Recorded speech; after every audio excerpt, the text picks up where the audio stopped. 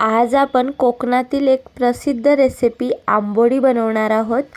ही आंबोळी खायला खूपच चविष्ट आणि बनवायला पण खूप सोपी आहे। तर चला आता आपण आजच्या रेसिपीला सुरुवात करूया। तर त्यासाठी मी ते तांदूळ घेतलेले आहे, 5 वाटी तांदूळ आहेत आणि रेशनचेच तांदूळ आहेत। त्याचबरोबर आता मी इथे घेत आहे चण्याची डाळ आणि उडद डाळ आणि हे एक एक वाटी घेतलेली आहे मी डाळी। आणि त्याचबरोबर आता मी इथे घेत आहे मेथी दाणे। आता आपल्याला तांदळाला आणि या डाळींना छान असं स्वच्छ धुवून घ्यायचं आहे आणि हे अलग अलगच ठेवायचे, मिक्स नाही करायचे डाळ आणि तांदूळ। आता आपण काय करून घेऊया, याच्यामध्ये थोडंसं पाणी टाकून यांना भिजवत ठेवायचं आहे आपल्याला। तर अगदी काही जास्त नाही, फक्त डाळीमध्ये थोडं जास्त पाणी टाका, तांदळात थोडंसंच पाणी टाकलं तरी चालेल आणि 5 ते 6 तासांसाठी भिजवत ठेवायचं आहे। 5-6 तासानंतर चेक करूया। बघू शकता तांदूळ छान असे भिजलेले आहेत आणि डाळी पण छान अशा भिजलेल्या आहेत, बघू शकता तुम्ही। आता आपल्याला काय करायचं आहे, यांचं वाटण तयार करून घ्यायचं आहे, म्हणजे यांचा पेस्ट तयार करायचा आहे। तर सर्वात आधी आपण या डाळींचा पेस्ट तयार करून घेऊया। मिक्सरचा डबा लहान आहे म्हणून आता मी इथे थोडंच पेस्ट तयार करून घेत आहे, म्हणजे अर्ध्याच्या डाळी टाकून पेस्ट तयार करून घेता याचं, बघू शकता या प्रकारे। आता आपल्याला याच प्रकारे सर्व पेस्ट तयार करून घ्यायचं आहे। काही वेळानंतर बघू शकता डाळींचा सर्व पेस्ट तयार करून घेतलेला आहे। आता मी इथे एका गंजामध्ये काढून घेत आहे, तुम्ही कोणताही एक भांडा घ्या थोडा मोठा साईजचा आणि त्याच्यामध्ये काढून घ्या।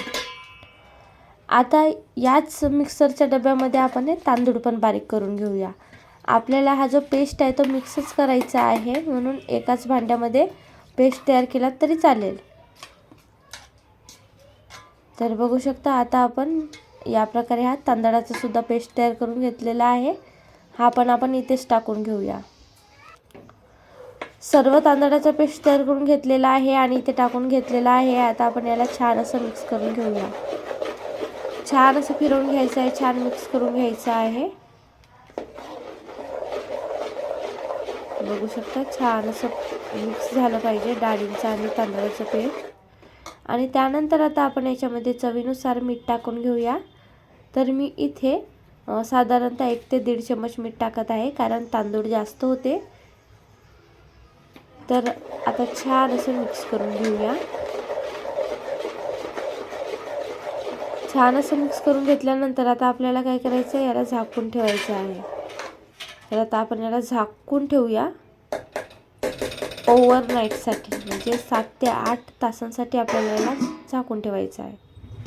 तर बघू शकता मी ओव्हरनाईट झाकून ठेवलेलं होतं आणि बघा किती छान असा हा बेटर फ्लफी झालेला आहे, बघा म्हणजे किती छान फुगलेला आहे। आता आपण याला असं मिक्स करून घेऊया आणि आता आपण याची आंबोळी बनवूया।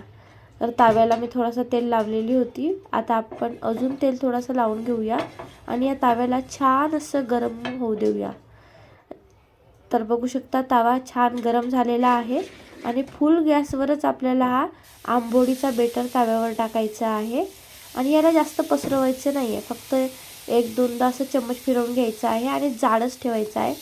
डोसेसारखा पातळ करू नका, जाडच ठेवा।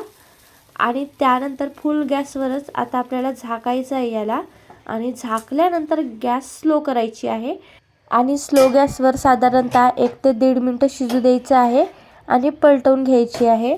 आणि बघू शकता आता या आंबोळीला दुसऱ्या बाजूने सुद्धा छान असं शिजू दिलेलं आहे आणि आता आंबोळी तयार झालेली आहे आणि बघू शकता किती जाडीदार आणि अगदी परफेक्ट आंबोळी तयार झालेली आहे।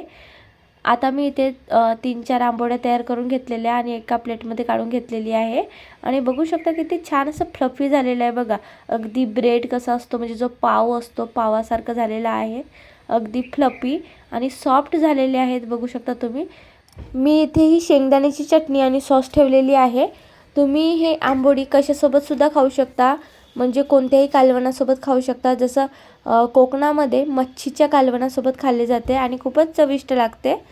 तर तुम्ही सुद्धा ही कोकणातील प्रसिद्ध रेसिपी आंबोळी एकदा तरी नक्की ट्राय करा। आणि जर हा व्हिडिओ तुम्हाला आवडला असेल तर व्हिडिओला लाईक, शेअर, कमेंट आणि चॅनलला सबस्क्राईब करायला विसरू नका। धन्यवाद।